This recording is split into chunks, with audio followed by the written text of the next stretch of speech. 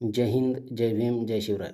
मित्रांनो, आगामी काळात होणाऱ्या इस्लामिक जिहाद्याकडून जे गृहयुद्ध आपल्यावर लादलं जाणार आहे, त्याला तर आपल्याला तोंड द्यायचं आहेच, सामना करायचा आहेच. पण त्या व्यतिरिक्त हे अनेक समस्या आपल्यासमोर आहेत. त्यापैकी एक समस्या म्हणजे आपल्या आपली संस्कृती, आपल्या परंपरा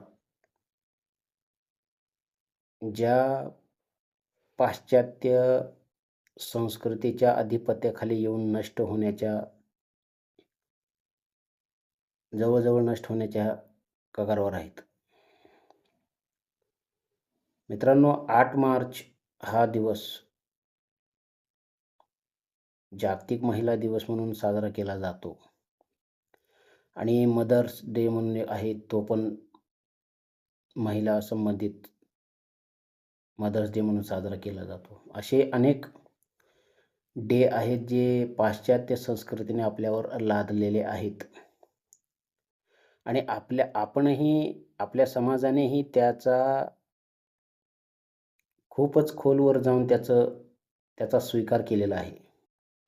परंतु एक लक्षात घ्या की हे फादर्स डे, मदर्स डे जेव्हा उदयास आले त्याच्या हजारो वर्षापूर्वीपासून आपल्या संस्कृतीमध्ये, आपल्या परंपरेमध्ये आपले आई-वडील, आपले नातेवाईक यांना मान-सन्मान देण्याची प्रथा ही फार पूर्वीची आहे, सुसंस्कृत आहे.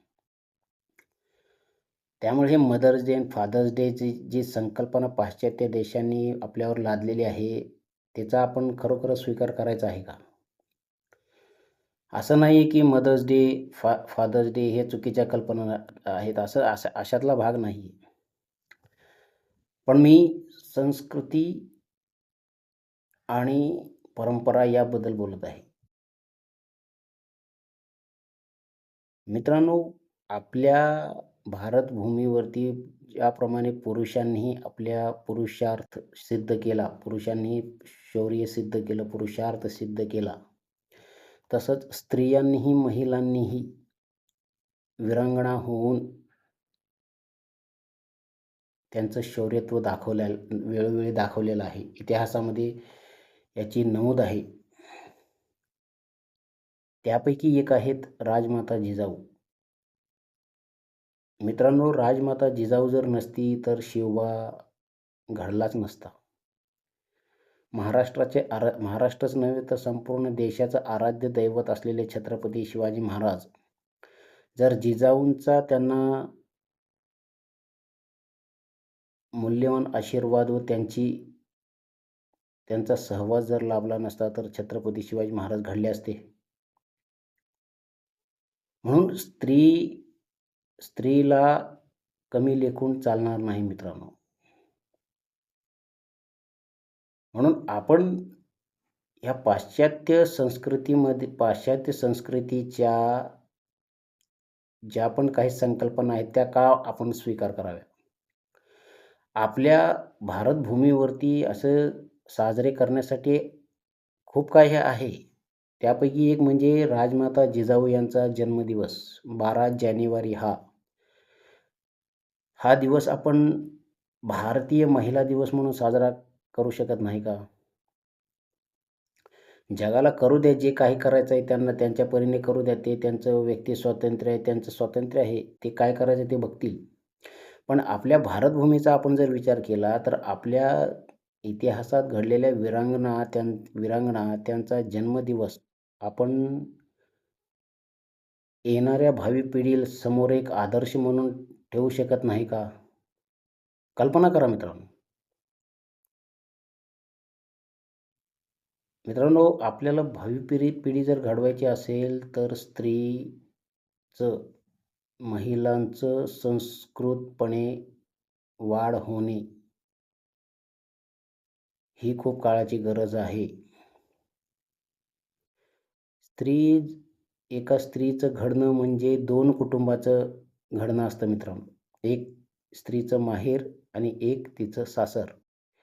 2 घरातील कुटुंबातील सदस्यांना एक स्त्री घडवते. म्हणून स्त्रीचा अगोदर सशक्त, सुसंस्कृत, हिंदुत्ववादी विचाराने प्रेरित असं घडणं खूप आवश्यक आहे.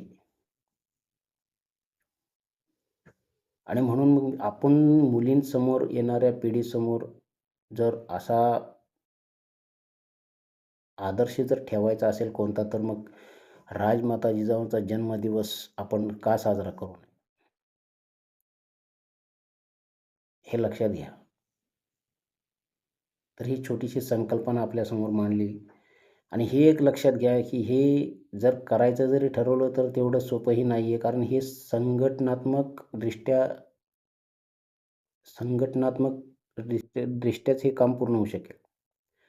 हे एकट्या एकट्या वगैरेचं काम नाही आहे मित्रांनो.